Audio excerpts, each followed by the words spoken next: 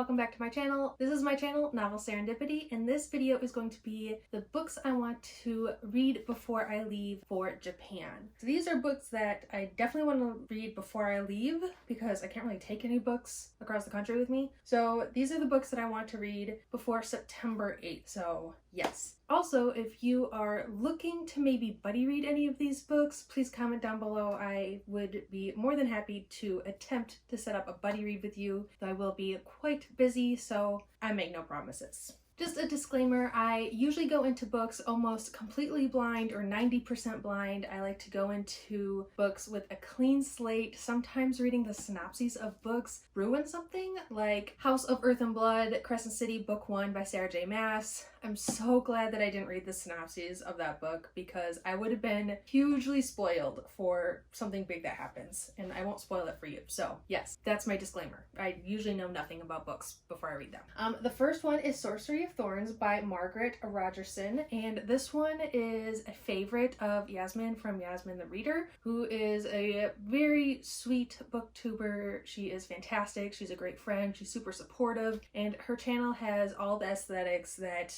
I strive for mine to have. But this one, I know as a standalone. I know this one is about a girl who lives or works in some sort of library. There might be grimoires. I know the books maybe talk or something, but I heard it's a fantastic fantasy, action-packed standalone, and I really want to get to it, and I trust Yasmin when she tells me that a book is fantastic, so this is the first one on the list. The next one is super popular. It's Cinder by Marissa Meyer. I haven't read any Marissa Meyer books. I don't think I have.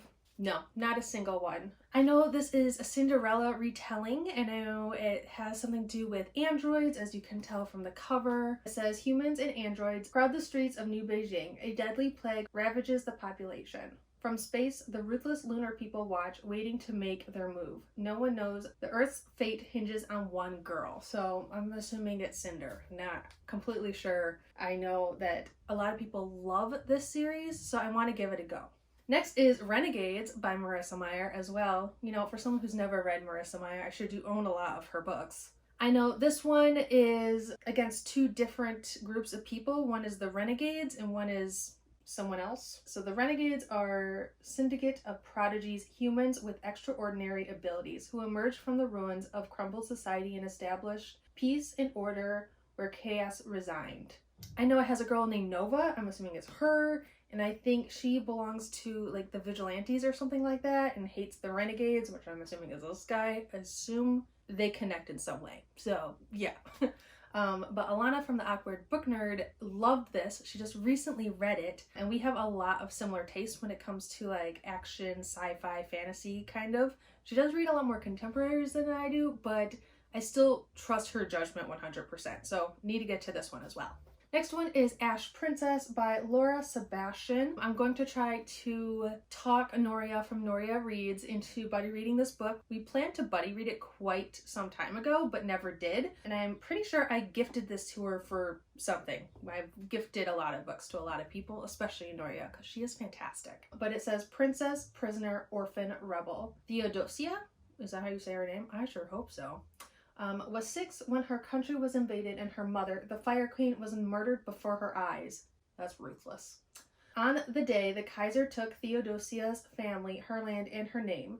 Theo was crowned Ashe Princess, a title of shame to wear in her new life as a prisoner. So it sounds like a book that would be right up my alley. It sounds like this book might even be like a new favorite of mine if I would just get around to reading it. So Noria, I'm coming for you. You need to read this. Next is Grave Mercy by Robin Lefevers, or Lefevers, I'm not quite sure. This one was quite popular some time ago. It's old, or older, but in 15th century Brittany, Ismay escapes from the brutality of an arranged marriage to the convent of St. Morton, where the sisters still serve the gods of old. Here she learns that she has been sired by the god of death himself, and she will be trained in his arts. Sounds very intriguing. Next is Everless by Sarah Holland. I also have Evermore, which is the sequel to this. I have been looking at this book for a very long time. I've owned it for a very long time. And I was so sure that I would like it when I read it that I bought book 2 when it came out, knowing I still haven't read book 1. It's the type of person I am. But I know this one is about two different, like, classes, like a very interesting class system in this empire. There's the rich, like the nobles, and then there's the poor. And I know this follows a girl and her father, but mostly the girl who used to be servants in the royal palace, and now they are like bottom of the bottom, bottom of the barrel. And she returns to the kingdom during the prince's preparations for his wedding. And I know this has to do with some sort of sorcery or alchemy where blood is time. So blood is taken and given, and it gives or takes time, like lifespans, like times of lifespans. I may be wrong. That is the gist I got from this book, and it just sounds super intriguing. I'm assuming the prince and the main character fall in love or something. Not quite sure. Might be hate to love. And if it was, I would be peeking. So like, please let it be hate to love. But anyways, here it is. Need to get to it. Yes, please. Next is Truth Witch by Susan Dennard. I actually remember nothing about what this book is about. One, I cover bought it, but I know it has something to do with witches, obviously. On a continent ruled by 3 empires, some are born with a witchery, a magical skill that sets them apart from others. In the Witchlands, there's almost as many types of magic as there are ways to get in trouble, as 2 desperate young women know all too well. So I'm assuming as it follows 2 different truth witches, or witches. Saphia is a truth witch in Ezielt. I'm gonna butcher those names, is a thread witch, and she can tie invisible binds and entangle the lives around her, but she cannot see the bonds that touch her own heart. And then Saphia is the truth witch, and she can discern truth from lie. And I'm assuming it just follows the 2. I'm assuming it is like an adventure.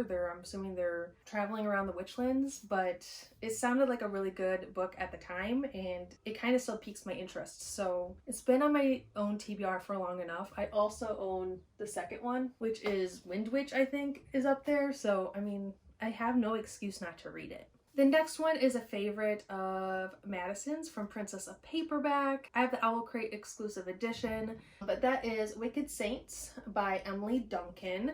And this is going to be a book that I do 100% go completely blind into, like I did with Crescent City. When I read Crescent City, I went in knowing absolutely nothing. And I love the experience. And so I'm going to do the same thing with Wicked Saints. I know nothing about this book besides the fact that one of my booktube besties absolutely adores it. So yes, that's all I have to say about this book. I'm going in completely blind. I know nothing at all. But yes, if you want to buddy read any of these books, please reach out to me and pick a month or a week before September 8th, because that is when I am leaving the country. So I will link all the people I have mentioned down below as well, because I adore them all. If you've read any of these books and liked or disliked any of them, please also comment down below. It might change the order of which I pick them up. So that is it. Please like, comment, and subscribe down below if you haven't already, and all the love.